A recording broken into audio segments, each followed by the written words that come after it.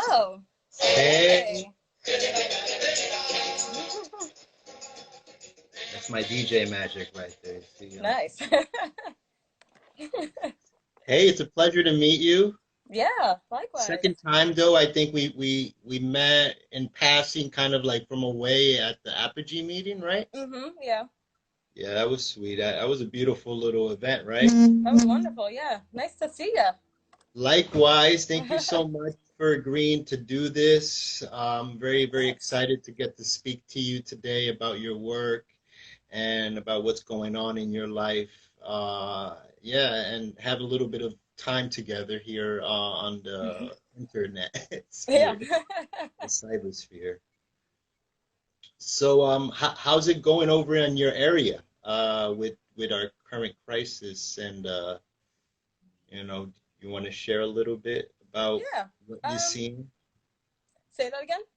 Do you want to share a little bit about what you're seeing? Yeah, I mean it's pretty slow and people are staying inside and I live in New Haven and yeah, so like all of Yale has left. My partner's going to Yale. Well, he just graduated, but yeah, so just stuck inside. Um, I don't have a job anymore. Same old. Oh, I'm so Yeah. sorry. Yeah, I've had a lot of friends who've been losing jobs. What were you doing, if you don't mind me sh asking? I was teaching uh, at an alternative high school. So for kids in Bridgeport who got kicked out of all the public schools in Bridgeport, so they go to this small program Yeah, in Derby, Connecticut, and we help them with like independent living skills. Um, but like by not having a job, I just mean like I'll return to work in September. The school year's out, and kind of like now I just gotta wait it out until but September. you didn't get like an official cut, did you? You're like in hiatus. Yeah, in hiatus, but I feel like kind of bad for my students who like really like cherish the program just as like a space to like go, because a lot of them come from really rough like family backgrounds and stuff like that. So like the Yeah, school was kind of a sanctuary for them. Like we fed them, uh, we helped them with job employment. There's like one student I'm trying to get in contact with because she's trying to go to community college. yeah, And she was supposed to graduate this year, and well, she did graduate, but now I'm trying to help her fill out applications. And yeah, yeah, I feel bad for the kids. yeah. I know these things provide a little bit of structure, and losing that, like they didn't finish the semester and it kind of just got cut, is what you're saying, right? Right? Yeah. And so like there's like a lack of closure in a way you could say. Hmm. Yeah, but I'm glad to hear that you're like helping out and reaching out. That's really important. I'm an educator as well, and you know, I think students are really losing out throughout the country because of what's going on and like budget cuts and whatnot. Yeah. Well, thank you so much for sharing about what you're seeing and your current experience. I think I mentioned a little bit about our common connection, which was Apogee, Yeah. and I was wondering if you can share how you know them and what they mean to you. Oh, I was following like their online literary magazine for a minute before I applied, and yeah, I just really liked the stuff that they publish, and I think that yeah, they're all from Columbia MFA's program or something like that, right? And Yeah, they put it all together themselves, like like a bunch of students. But yeah, I just really liked their stuff and um decided to apply. Yeah. Also, they're kind of based in like Columbia's like in Harlem, so and I'm from Harlem, so I thought like the piece I was working on, which is about like a family living in a tenement building in Harlem, would fit with their journal. So that's why I decided to send it out to them. yeah, they're particularly localized. They appreciate New York writing and Yeah. among other, great things that they do in terms of like who they publish. They really try to bring, New York voices that don't really get heard very often. I got published there. I never get published anywhere, so that was dope. Same here. I was like, I got to read in Columbia. What? No way. Who would have thought that? Yeah, that was a sweet night. And do you mind sharing about maybe other scenes that you might know of? Maybe what's going on in Connecticut, New Haven? in terms of what you're seeing and what you're into and what you're about? Yeah. Can't really speak for Connecticut because it's kind of I didn't really, maybe I didn't do a good job of finding the writing community here, or um I feel like, yeah, maybe Yale has one, but they're kind of difficult to tap into since I'm not a student there. But I know about New Orleans, which is where I lived prior to living in New Haven. And New Orleans has a very wonderful writing community that I'm actually, because oddly enough, because Corona is happening and all of their classes or like workshops are online now rather than in person, I get to join like my former workshop pals and instructor, which I'm really excited to do, and that's going to start like on Wednesday. So I look forward to doing that. But yeah, New Orleans is a really great place to write. There's a printing press there that I just learned about that has a fellowship and a residency you can apply to. And there's another residency in New Orleans.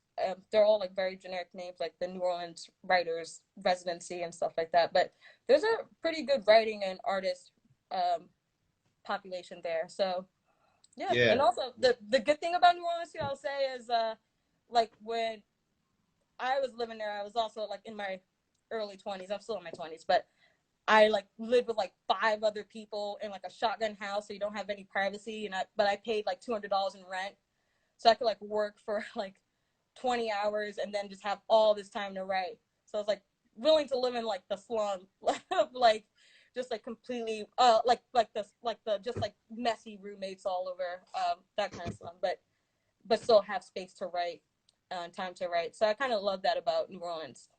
Yeah, there are certain towns, and New Haven might have a little bit to it, but it's not as rich as you'll see in New Orleans of just like a culture of independent artists, and it's not Yeah. just one scene. Like you're kind of talking about a literary scene, but like I grew up, I didn't grow up in the States, but I came in my early 20s, and I've been up and down the East Coast, and I was in punk rock bands, and so the New Orleans scene is like the fucking bomb, you Yeah. know.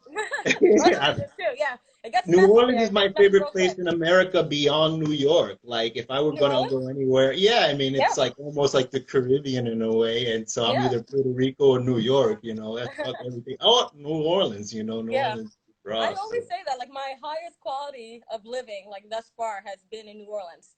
Like Yeah, yeah. I don't know if I can ever get that lifestyle back. Just like, yeah, huge, great, wonderful, strange uh culture that is like you don't expect you to find it in the United States, but it's there and it's thriving and yeah, it's popping up. I love it. I miss that place so much. Great, great. Hey, I'm seeing some people interacting in the audience. I want to say what's up. My name is Oh, Gustavo. France. I'm here with Ashley. We're over here on the third episode of the Raw Stone, which is something that SB Press is doing. I don't know, to bring a little bit of literary, artistic joy to people in this time of crisis.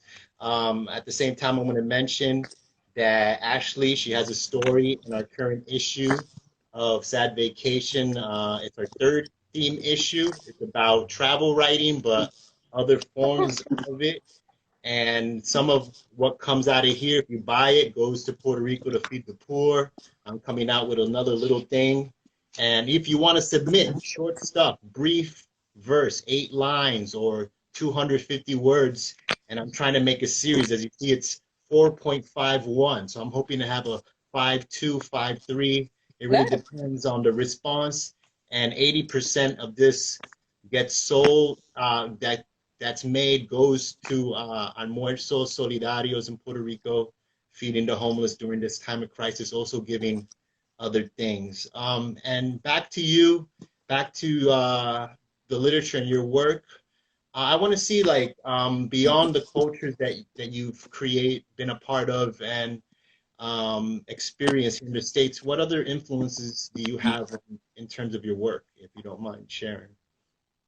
Um, Influence outside of like where I've lived, or say that again. Sorry, I can't really. Like the scenes you've been a part of, you know, you've talked about different towns you've lived in and the literary presses that you know and you work with. What else influences you when it comes to your work and your writing?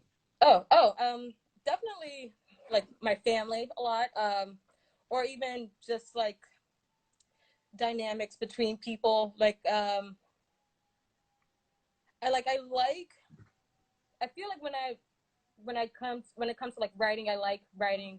Like I always think of like conversations where I'm having with people, and what they don't say in the conversation, like the subtle things, and how you can perceive what they mean, or and how you can detect like a little bit of like shame or disappointment, or like coming from a conversation that you don't really get to truly break down throughout that conversation. So I like to like focus on like small, minute things like that, and like see like how you can map that out in writing. But a lot of it, I will say, like a lot of my writing, I do base it on the generational differences, and um, I'm not going to talk about that, but for like the piece I'm going to read later, a little bit of the piece I'm going to read later, I was thinking about how like your parents always like try to push you out, like, and like do like, I want you to like have a better lifestyle than me, I want you to do your best in the world and all that stuff. And then you go and do that, and you realize that, yeah, maybe that is like going to like a weirdo school that my parents would never understand what goes down here, and like hanging out with a bunch of people like people who like look like they live like the perfect Disney Channel lifestyle, when your background is not that at all. But you're supposed to like immerse yourself in that, and then come back to the neighborhood and be like the exemplar of the family, and like, like really show out for your town and or your for your community. But then there's like a huge disconnect in the way you can communicate with your former community, and so you're kind of like straddling like both worlds. And I feel like a lot of like what I try to write about is like Black escapism and Black joy, and what that looks like, and what are the consequences of that. So yeah, like your family sends you out, like you're the first pioneer, like maybe like the first one out of college, or like in my case, or first one to go to college, or and you come back, but then and they did that. It was all intentional, and it was all for good reason. But then there's like a huge, the consequences of that is like maybe you don't get to understand each other as much as you used to. Like you come back and you start telling them how to live, or and so like there's a lot of yeah, a lot of like I like to explore like fragmented relationships within like small families, and how something like how like a loving environment could, over time become a environment of tension. At least like, yeah, at least like explore it so far. Yeah, yeah, I see. Like kind of like the cost of what we are told is progress, Right. and yeah, it kind of pushes you to kind of in a way sell out where you're from. In a way, it's like you're betraying who you really are by doing this, but it's what's wanted. It's very confusing. Yeah. Yeah. And is there any writers in particular that you kind of look towards when you are touching on these themes in your writing? Yeah. Any influences?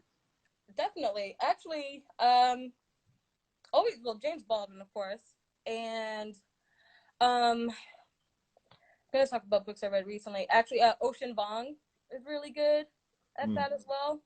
Um, and his poetry, and his book that came out, Franz Fanon. I'm actually reading this book right now, Black Skin, White Mask. yeah, And that's I think like the first chapter about like first the intro in the first chapter is like just straight up about what I talked about, just like leaving, like going to. I think he talks about like going to like the motherland, which also is another interesting thing I like to talk about too. And then like being the first one to go, like if you're from like a colonist place that was colonized, and you go to the motherland, which could be France, which can be England, then you are seen as like you're like deified by your community back home. But then you go back home and you don't really have like that. You don't really have the bonds that you have with that community beforehand. But he's really interesting as well. Also, I've been reading a lot of Octavia Butler, which she's shout sci-fi, out but to Octavia Butler. I love her. Yeah, she's too Yeah, much for me. I can't. yeah, I love her. yeah. The love of my life kind of has introduced me to Butler more. I've never been able to read her, but I've read a lot of about her, and she seems really, really interesting. And I want to spend more time with her text. And then with Fanon, I really identify with in what is it called? What's his classic one? The Wretched of the Earth. Oh yeah, I just got that. He talks about the colonized intellectual. So in a way, what you're speaking of, he further defines it. And when I was reading there, I saw myself as, you know, a Puerto Rican, third generation Puerto Rican as an American. My grandfather was in the military. My father was, you know, in other places. And then growing up between cultures, growing up more in the States than in Puerto Rico and coming out. And I'm in a way learning, being at least learning that one culture was superior than the other, but not understanding in that conflict. And then I find, thinking back on my youth, how, I don't know, I was very misguided in that way. And, you know, he speaks to me a lot. And, but I want to get back to your work. And so your story in particular in our current issue of Sad Vacation, it's called Beach Company. Yeah, Beach Company. Very, very fun. But it's a common setting in literature where the voice is on vacation in an exotic land. But in this case, it's different because it's a woman of color, right? Usually it's the man with power, usually privileged, probably white, and there are objects at his disposal in his leisure, right? But it's here it's Yeah. different. But there's also an awareness of that in the story, and I just want to see what's behind that, and if you can speak more to this piece.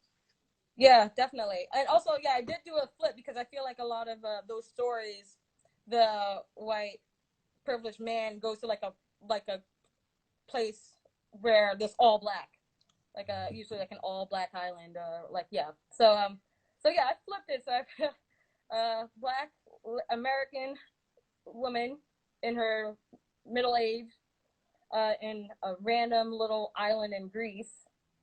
Uh, because one, I felt like I wanted to read something that I hadn't read before, so which is or like at least explore that, which is yeah, one, a sexualized middle-aged black woman, which I don't think there are enough stories like that around, and so I figured I'd try to give it a shot with this flash fiction piece. And I'm glad to put it out there. Thank you, thank you for taking it. Yeah, so it's also like a yeah, so throughout the story, she's like struggling with getting cunnilingus on a beach because one, the age difference between her, No, her it's a good story. People got yeah. to get it just for it, if anything. It's Hmm. a good funny story. But yeah, so she can't like sink into her vacation and the enjoyment of like this uh I don't know, like yeah, this like this vacation and like being spontaneous, because she has like because this is like escapism and vacation, or like it's foreign to her, so like all of that is going through her head when she should be just enjoying the moment. So yeah, she's a foreigner having a foreign experience, and yeah, and it's just we're just stuck in her head and stuck on a beach in Um, Greece. do you do you mind reading a little bit Yeah. from this? Yes, I would love to. Sorry, let me get it Right, out. so Sad Vacation 004. You could DM me through Instagram or sadvacgs9 at Gmail. Cool. All right. I'll I'll just read. I'll read just a little bit of it. All right. Beach company. The man between my legs is my former stepson age. My fingers get stuck in his tangled hair, tangled and damp because he told me earlier that he spent the day swimming on Clasidi Beach. I bet his hair is blonde when dry, but right now it's chestnut. It feels how it looks, like I'm sticking my hand in a haystack. We're on an unnamed beach just below the Tura. He led me through people's gardens. I can't believe I let him lead me. Down some boulders to this little opening you'd barely be able to hitch a tent. I still hear people from the Chora finishing their meals, silver on ceramic, on glass, laughter, goading, and lengthy anecdotes, recognizable restaurant banter, although I don't know the language. Maybe this is why I can't sink into this. I burrow my ass, push down deeper and deeper. But this sand scratches my ass up, feels like shards of glass. I'm too old for this.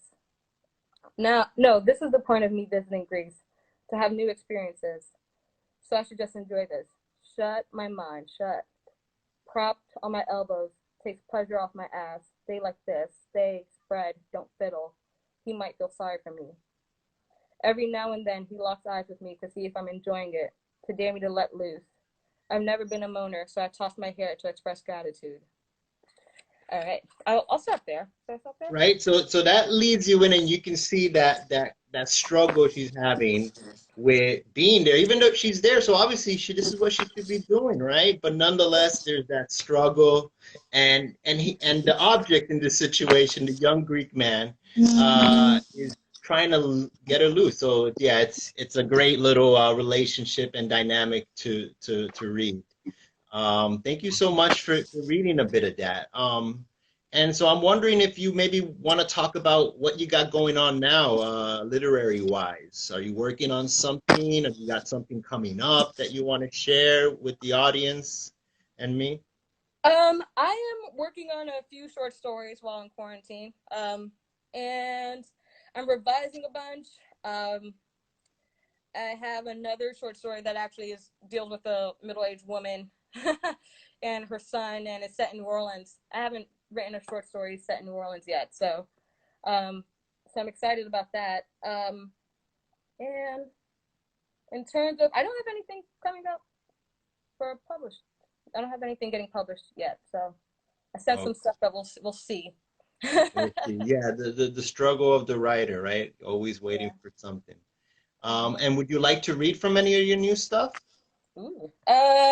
Yes, I will.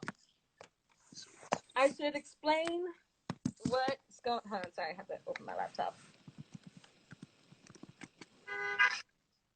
All right. So this one was like what I was talking about earlier with generational divides and having like that disconnect between someone who you've raised basically. Uh, and yes, I'm just gonna get into it. It's called Grown Children, by the way. Mark finally came home, almost 3 years to the date of my mother's death, crammed in a Honda Odyssey with some of his senior cohort. I hadn't seen Mark since the summer we buried my mother, and he headed to New York to attend some college I hadn't heard of. But here he was, standing on my yellow lawn, bearing petrified eyes as if he thought he was at the wrong house. Mark was scrawny and stiff and impossible to squeeze. Upon meeting the young men, who all stank of reefer, I came to find out they'd been in town damn near a week. Mark hadn't bothered to call or visit that whole time, but at least my baby was home, and the Honda Odyssey, older than the 5 unbathed men in it, headed to Austin. The first thing Mark said upon stepping foot in the house was what happened.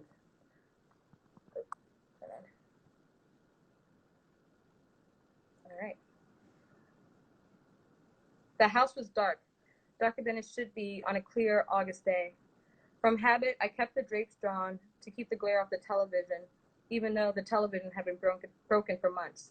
The house was stuffy, poorly circulated, because I had no wall units. I kept my only box fan in my bedroom, where I spent most of my time. It's a tad musty, I admitted. Mark beat me to opening the windows, flinging the drapes open and prying the window pane up. Dust scattered. I picked up my mail strewn all over the couch and love seat and fanned the dust bunnies out of my face. Then I stacked the letters and put them on the end tables. I threw the overflow on the floor. Mark went to my mother's bookshelf. He took her Encyclopedia Britannicas and propped them under the window panes with broken latches. Then he reached for my paper stacks on the carpet. I just organized those, I said. He squeezed the mail into the bookshelf and the empty slots left by the encyclopedias. Why don't you sit? I asked, taking the lead. I sat on the end of the couch with the worn cushion. I haven't seen you in God knows how long. Sit down, baby. His back was as stiff as an ironing board. He sat as if on high alert, like the couch would swallow him up at any moment. It reminded me of when he was a child and feared he'd get flushed down the toilet. I had to hold his shoulders until he was calm enough to do his business. My father, God rest his soul, had warned, don't raise no boy by yourself, like I had another option. My mother, who was rarely unpleasant or cynical, nodded. Boys are trouble, she had said. They cause the worst amount of stress. I knew she was referring to my older brother Bill, who spent half of his adolescence worried about the draft, and the other half only to send one letter home, joking that the jungle and its heat was not too different from that of New Orleans. All right, I'll stop there. Wow. Yeah, that's powerful, right? That reminds me back to how we were talking about like the little minute things. And so nothing super eventful really happens, but I think you can feel the tension in these little minor infractions Yeah. that the character is just like holding on to. And what's this conversation going to be about? Like what is, yeah, so that was great. Thank you so much. Yeah. Yeah. Yeah, I just love reading because like when I mentioned in your story and I talked about the male gaze, obviously I'm a man and I suffer of this like finding it in my own writing. I just like find it like, oh, you're stuck there. Like, why are but that's what you have to do as a writer is work on your writing to make it more open. But just seeing the world from other people's eyes is just such an amazing opportunity. And that's why I love literature and get that opportunity, especially reading stuff not by men, and so here you have this mother, like I could imagine that, but I could never like that must be so difficult to read like that. Like that's what I could imagine my mom feeling when I was a teenager, Yeah. That you you have to know. protect and like act like an adult, but your child also is an adult and you don't really know how to reckon with that. Yeah, Yeah. and yeah, I brought and they bring like this thing when you're growing up, you think your parents are perfect, but really they're just humans trying to figure things out themselves in a lot of cases. And here you can see that, like Yeah. the mother obviously is the okay, yeah, the mother's obviously the authority figure here, but Hold on, you're cutting out. I'm cutting out. Let's see. Okay, now you're good. That's We're working. good? Okay. For a second you were, and I thought we were good, but I guess it was my fault. But I was saying, like, obviously the mother's the authority figure, but at the same time, the mother is not sure. You can see that in the thought process that you're kind of privy to as the reader. Yeah. Yeah, that's amazing. Somebody in the audience was asking if you had a preview of your New Orleans piece. I've had a preview. Well, Yeah. that was a preview. Oh, That so was that's a yeah, New Orleans piece. Yeah, right. yeah. There's That's a the there's normal. the Yeah, mention you hear about the brother that was saying that being out in at war, was yeah. not that off, right? And yeah, so it kind of brings in, poverty and like, like the trap of, projects in a way and Hmm. people, yeah, it's an awful story that we see again and again just happening. Yeah. And I the piece is gonna focus on like the son returning from college and the mom was like trying to deal with this new person who's like completely different from the high school student she knew. And yeah. also, yeah, but it's all set in New Orleans. Okay, so that's sweet. This has been a great conversation. I want to share some funny meme I found. It's not a very political one like I usually do, but I think it's a very humorous one. And yeah, I've been using the Facebook more often than not lately to promote stuff. So I thought this one's what Facebook thinks I want. But then yeah, so this is a new one, but this is the one everybody wants, right? And so I just found that and Nice. I just wanted to share it with people. Definitely Uh, to curb some Facebook comments. That'd be a good one. I love those. yeah, yeah, those would be great. And they should have them all over the place, to be real, to be more honest about how you're Yeah. reacting without having to write. So I don't know, I don't have any more questions. It's been great talking to you. It's been great hearing you read the work that's on Sad Vacation, Travels, Travails, and Intervals. It's great hearing your new stuff. Oh, I think you said you had the fan on quote. You talked a little bit Yeah. about it, but you had the quote you wanted to share. Maybe we can close up our meeting with that.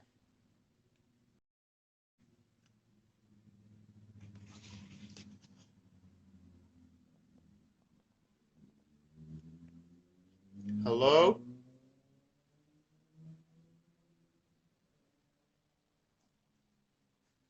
You still there Sorry, with me? I dropped for a second. Yeah. I was gonna ask you Okay. what have you been reading? What have I been reading? So I've been reading two tomes. Fiction wise, I got 19Q4, Oh my, I okay. I the The mirror. Murakami. Yeah, Murakami. My friend was trying to So get me to read that. Yeah, Yeah. it's all right. It's nice. It's getting a little fun. It's like I guess I'm giving it a chance because it's a little like magical realism, but to an extent that I have to give it a real big break because it's just like the title of it. These characters called the Little People. Don't even get me going on that. I was like, what? But it's well written. And then, on the side, I'm trying to do Capital because I'm in a Marx reading group. So I'm really behind though there. I got through Unit 4 finally. Okay. Um, yeah. So yeah, those are my current tomes along with whatever else pops in my way. Yeah. Awesome. Well, thanks for the recommendations. Yeah. Um, so should I read the Fanon quote now? Yeah, read the Fanon quote, please, if you don't mind. I will read it. Maybe I should provide some context, but I think it's like in Black Skin, uh, black skin, white mass. If no one who's listening has heard of it, it's um, yeah, it's about Black identity, and a lot of it, like at least the first few chapters, can go into like stuff uh, like contentness for your Blackness, or because of like the way the world perceives you, and you try to I think he uses this word that is new to me, lactify, which literally means like make yourself white, like whitening yourself Yeah. in order to fit in. And he has like a lot of interesting chapters, but throughout the what I've read so far, it's still like very much so preaches like a lot of like love and hope and Black celebration. So, or at least like a Black appreciation. So I wanted to read this quote that kind of came in the middle of nowhere that I really thoroughly Fanon, I enjoyed. think, a very open Marxist, by the way. Yeah, I know. So I'm gonna read. It's in Black Skin, White Mask for anyone who wants to pick it up. I am Black. I am the incarnation of a complete fusion with the world, an intuitive understanding of the earth, an abandonment of my ego in the heart of the cosmos. And no white man, no matter how intelligent he may be, can ever understand Louis Armstrong and the music of the Congo. If I am Black, it is not the result of a curse, but it is because, having offered my skin, I have been able to absorb all the cosmic effluvia. I am truly a ray of sunlight under the earth. Yeah, that's great. And I love the mention of Louis Armstrong in particular with the Mm-hmm. connection to the Congo. It reminds me of from the Wretched of the Earth when he talks about how intellectuals, academics tried to misframe bebop. They could not accept bebop as jazz, and he was like, "You can't Yeah. accept it as jazz because you need jazz to be depressed. You need jazz to be pathetic, and it's not that that's what it is. The original Mm-hmm. jazz isn't that. It's just a moment, but it's not all that it's meant to be. And they wanted to pinhole it into this, basically a caricature of the Black person in America. Yeah, And struggling. yeah, but no, Yeah. it's so much more, so much out there. Thank you so much. Thank And you. I don't know, do you want to give any shout outs to anybody before I close this up? Play a little bit of Joe Batan's St. Baton Day Massacre for people. You can find it on the YouTube if you don't got the vinyl. I'll do a brief little shout out to my sister Alyssa. It's her birthday today, and I think I saw her Happy Instagram birthday, name down there. Alyssa. Happy That's birthday, what's up. sis. Miss you, love you. Wish I was with you. And yeah, and to all my little homies I see popping up one by one down there, and yeah, to my partner Kevin, and to you, thank you so much for having me, and Sad Vacation and Apogee for connecting us in the first place. Yeah, say what's up, Apogee, everybody there. I got in there specifically through Joey the Jesus, who I love running for assembly delegate. No, AD 338. So yeah, some cool Oh, stuff. nice. Yeah. Yeah, yeah. Okay, thank you so much, Ashley. It was a pleasure, honestly. And I look Likewise. forward to reading more of your work and staying in touch. Thank you so Okay? much. Thank you. You be safe out there, and don't forget, I'm an email away. All right. Likewise. Have a good night.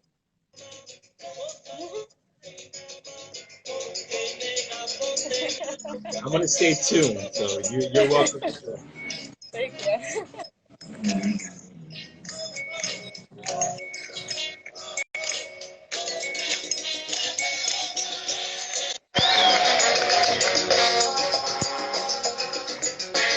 thanks everybody for tuning in. Hopefully I'll have some info about the next episode, still in the works, and I hope you check out. Feel free to share. This will be on YouTube soon.